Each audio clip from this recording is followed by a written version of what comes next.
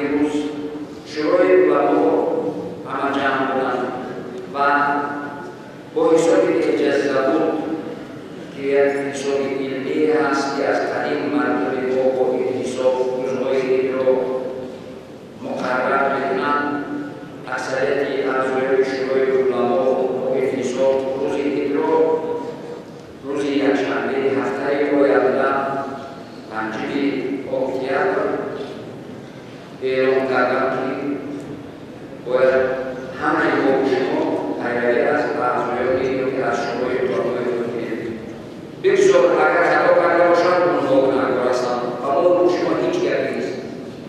اگر ثواب کردن اجر بالایش هست، لیکن قاعده اصولی احمد و پیامبر علیه السلام هم میگوید که مجتهد اجتهاد میکنند اگر به هدف رسید دو اجر دارد. برای شروع علما اجتهاد کرد به هدف رسید حسابی که اجازه داد تکلیف پنجم روزی عید اعلام کرد. اگر به مقصد رسید در حقیقت و واقعیت همین است دو اجر میگیرد و همه با شما بیاد.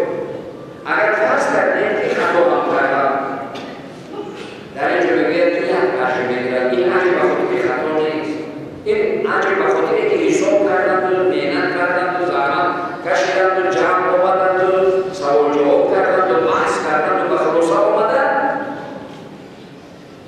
برای این مهنت و زحمتشون یک اجر میگیرد. چطور ما یک روزنی دیگر میشود اساس مشکلی اساسی ما هم در همین حالا حدیث پیامبر علیه السلام هست که میگه ماه را دیدی روزه بگیر، ماه را دیدی روزه رو بگیر، ماه را دیدی در عید رو معین کن.